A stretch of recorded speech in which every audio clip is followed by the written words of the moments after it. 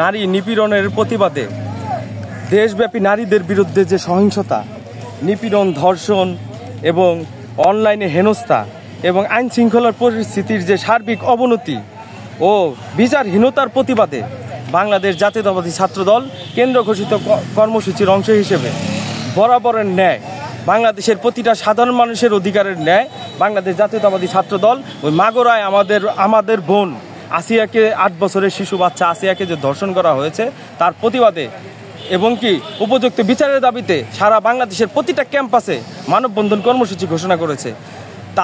তারই ধারাবাহিকতায় আজকে সরকারি দেবেন্দ্র কলেজ ছাত্রদল কর্তৃক আয়োজিত এখানে যে মানববন্ধন কর্মসূচি থেকে আমাদের একটাই দাবি, আমরা এই রাষ্ট্রের নাগরিক হিসেবে এই রাষ্ট্রের যে জুলাই আগস্টের অভ্যুত্থানে রক্তের বিনিময়ে আমরা পুনরায় যে স্বাধীনতা পেয়েছি, সেই স্বাধীন দেশে নারীরা যেন নিরাপদ থাকে। এই আমাদের ৮ বছরের আমাদের বোন আসিয়ার মতো আর কাউকে যেন ধর্ষিত না হতে হয়।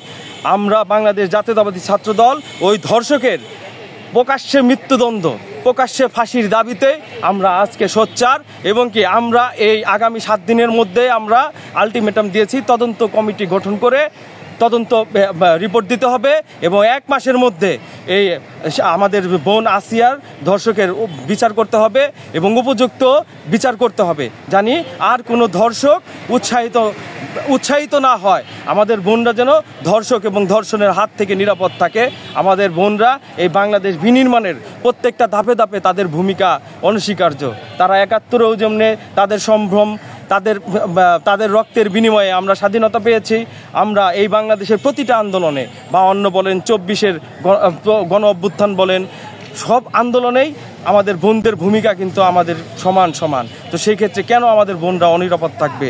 আমরা একটা নিরাপদ, আমরা একটা স্বাধীন সার্বভৌমত্ব সেই শহীদ প্রেসিডেন্ট জিয়াউর রহমানের স্বপ্নের সোনার বাংলাদেশ বিনির্মাণ করার জন্যই আমরা রাজপথে আছি।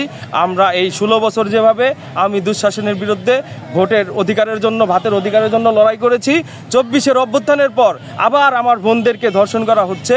আমরা আবার পুনরায় আইন শৃঙ্খলার সবাইকে একটা মেসেজ দিতে চাই যে আপনারা মজা নেবেন না, কারণ আপনাদের বিরুদ্ধে আমাদের যুদ্ধ ছিল।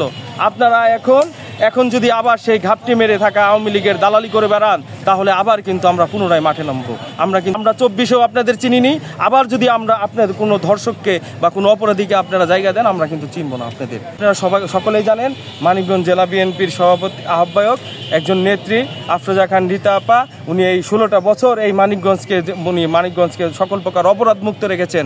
আমি দুঃশাসনের বিরুদ্ধে উনি লড়াই করেছেন। সেই আফরোজা খান রীতা আপার নির্দেশে এবং সার্বিক সহযোগিতায় আজকে আমরা এখানে মানববন্ধন কর্মসূচি সম্পন্ন করেছি এবং আমরা আফরোজা খান রীতা আপা উনি নির্দেশ দিয়েছেন যে এই মানিকগঞ্জে কোনো প্রকার দুর্নীতিগ্রস্ত যেই হোক, সেটা প্রশাসনেই হোক, সেটা ওই আওয়ামী লীগের ঘাপটি মারা দালালি হোক, তোমরা ছাত্র সমাজ, তোমরা ছাত্রদল সকলকে নিয়ে রুখে দাঁড়াও।